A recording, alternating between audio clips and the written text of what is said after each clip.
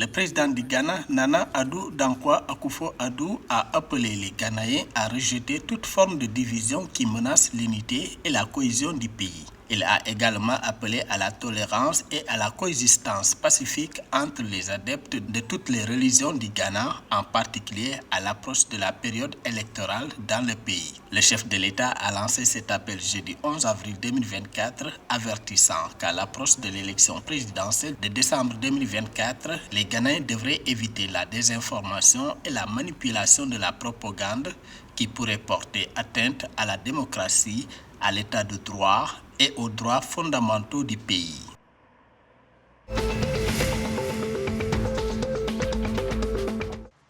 Le Cap-Vert célébrera le 1er mai 2024 le 50e anniversaire de la libération des prisonniers politiques à Tarrafal.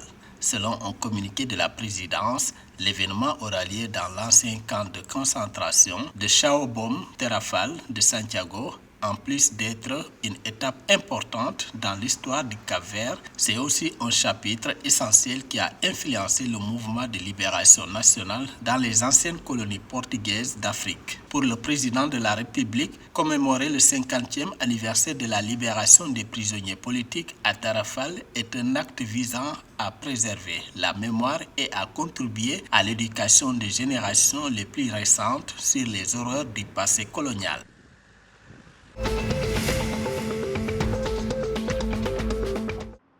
Le Naira a connu une forte hausse sur le marché officiel vendredi 12 avril 2024, s'échangeant à 1142,38 Naira pour $1.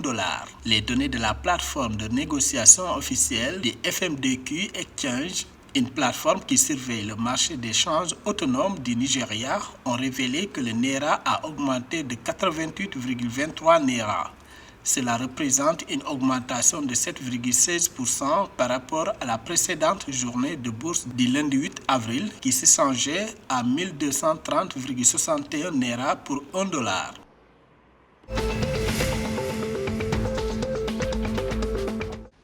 Dans une lettre adressée à tous les fonctionnaires et agences administratives du Sénégal, le président sénégalais Bassirou Diomaye Faye a appelé le 10 avril 2024 ses collaborateurs à une responsabilisation plus grande et plus stricte dans la gestion des affaires publiques. En outre, le Premier ministre Ousmane Sonko a demandé de prendre des mesures appropriées pour diffuser largement la correspondance du chef de l'État aux autorités de toutes les administrations au plus tard vendredi, date du 12 avril, et lui en rendre compte dans les plus brefs délais. Cette initiative souligne l'engagement du président Faye et du gouvernement en faveur d'une gouvernance vertueuse et transparente, ainsi que de l'amélioration de la qualité de vie des citoyens sénégalais.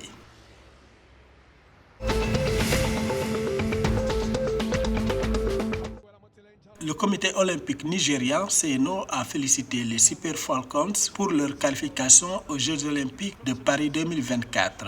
Le comité a également félicité la Fédération nigériane de football et les Super Falcons pour leur performance exceptionnelle lors des qualifications pour le tournoi, notamment leur victoire 1-0 à Abuja au Nigeria le 12 avril 2024 contre leur adversaire sud-africaine. Selon le comité, cette réalisation témoigne du travail acharné, de la résilience et de la persévérance de toute l'équipe.